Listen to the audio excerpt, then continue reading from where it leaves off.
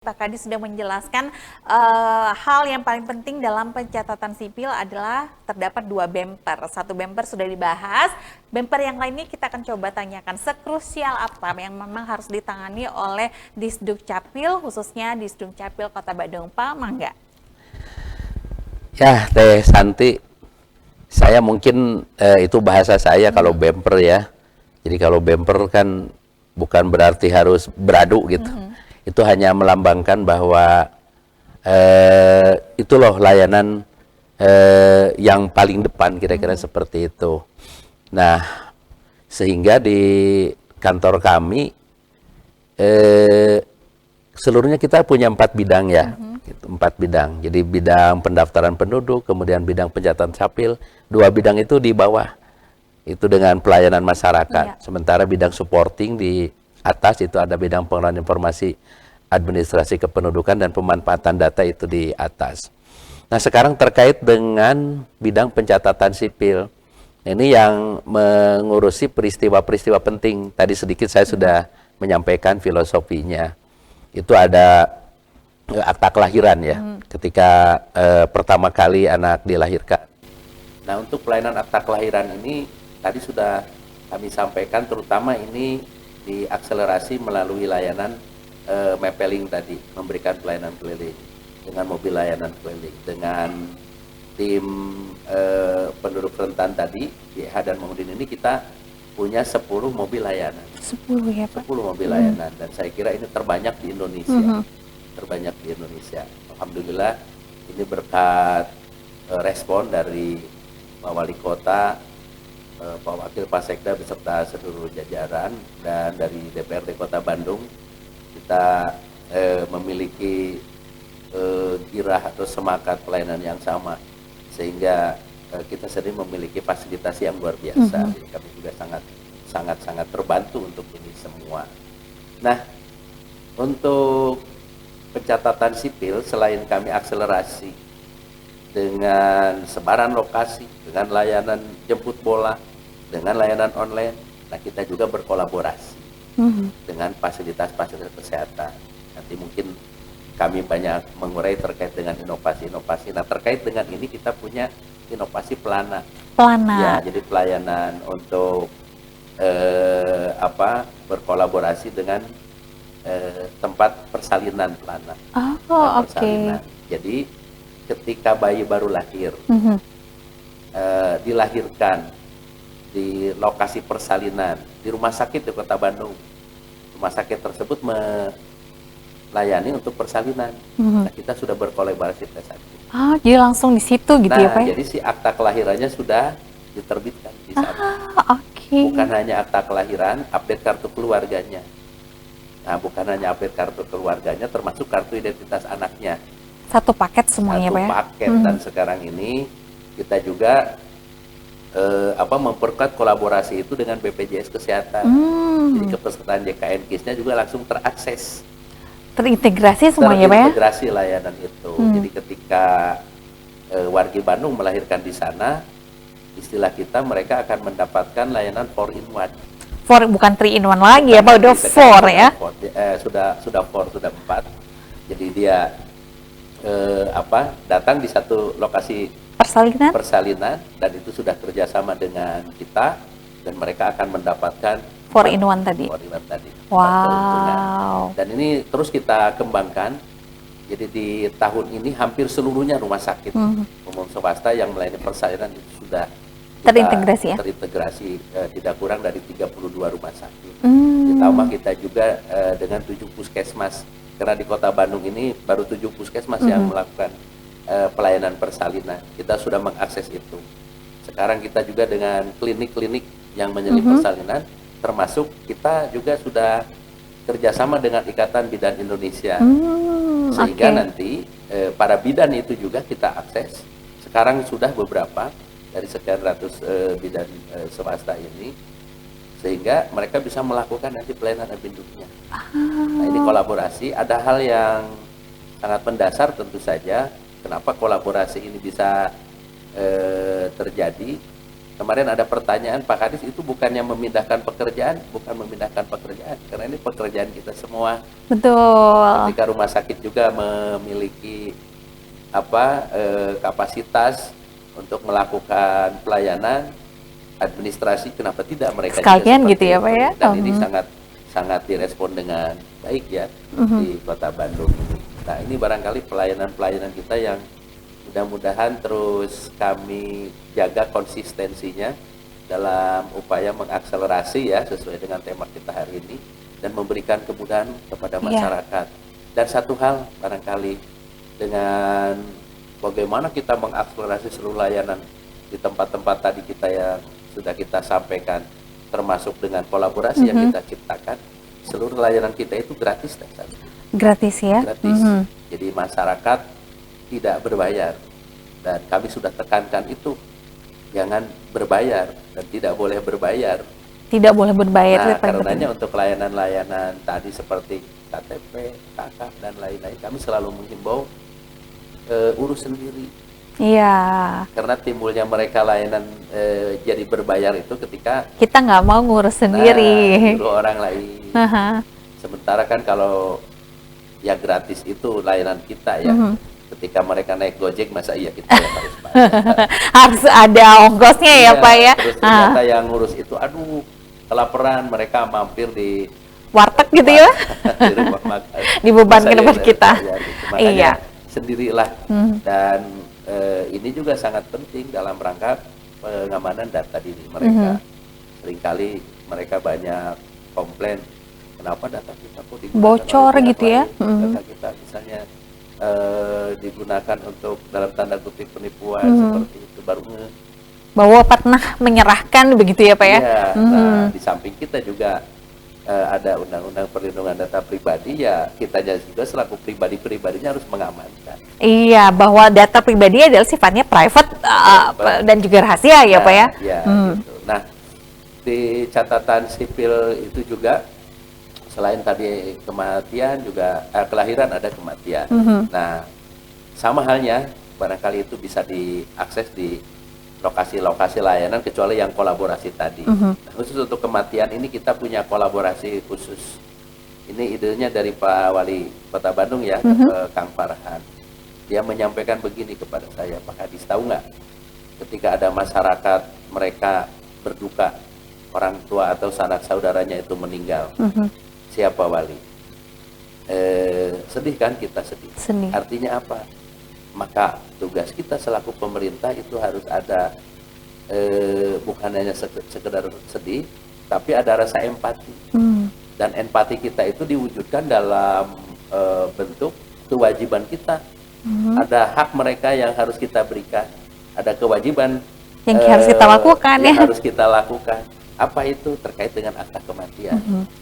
Bagaimana solusinya seperti apa, kata Pak Wali itu? Bagaimana bagi mereka yang meninggal itu kita datangi, kita bantu, lalu kita berikan akta kematiannya. Karena saya sebagai wali kota ingin datang ke seluruh warga Kota Bandung, dan tentu saja tidak mungkin. Tapi kan ada wali kota di kecamatan, ada Pak Camat, ada Pak Lurah yang mewakili saya sebagai wali kota. Maka lahirlah dari gagasan Pak Wali tersebut. Kita banyak berdiskusi, ini di tahun 2025 kemarin, inovasi namanya Pelita Hati. Untuk khusus kematian. Jadi Pelita Hati itu pelayanan terintegrasi dengan kelurahan untuk akta kematian. Jadi sekarang wargi Bandung yang sanak saudaranya meninggal, mereka tinggal info ke kelurahan. Nanti aparat kelurahan akan datang ke kediaman, ke tempat sanak saudara atau keluarganya yang meninggal, nanti membantu untuk melengkapi persyaratannya, dan ketika setelah itu berkasnya nanti akan di-upload, karena kami sudah melakukan pelatihan di tiap kelurahan. Sekarang sudah ada operator kelurahan yang kolaborasi dan kerjasama dengan Disduk Capil. Di tiap kelurahan mereka sudah diberikan akun salaman tadi yang di awal kita sampaikan, layanan online kita, sehingga mereka bisa memberikan pelayanan, berkasnya diupload di kelurahan, nanti diverifikasi oleh kami, tim kami di Dukcapil, kemudian hasilnya nanti dikirimkan dan bisa dicetak di kelurahan dan disampaikan nanti kepada yang berduka. Oke. Nah, ini Pelita Hati, Pelita Hati lahir untuk memberikan kemudahan bagi yang meninggal dan sekaligus pemerintah berempati untuk mereka yang meninggal. Oke, jadi ke kelurahan terlebih dahulu untuk bisa mengakses tadi layanan Pelita Hati ini. Kita nggak kerasa beberapa menit lagi kita harus berpisah ya pemirsa, tapi kita punya jeda dulu sebentar saja. Nanti kami akan kembali untuk Anda di Halo Halo Bandung, Karaos Bandung. Nah, pemirsa, ini adalah segmen terakhir kami bersama Anda, masih membahas mengenai akselerasi pencatatan administrasi kependudukan yang memang sudah dilakukan banyak hal dengan banyak inovasi oleh Disduk Capil Kota Bandung. Kita sapa kembali Pak Tatang, mangga Pak, ada beberapa hal yang ingin disampaikan sebelum kita berpisah. Ya, mungkin yang pertama saya ingin menyampaikan juga terkait dengan dokumen yang kita dapatkan ya, bahwa sesuai dengan Permendagri 109 tahun 2019,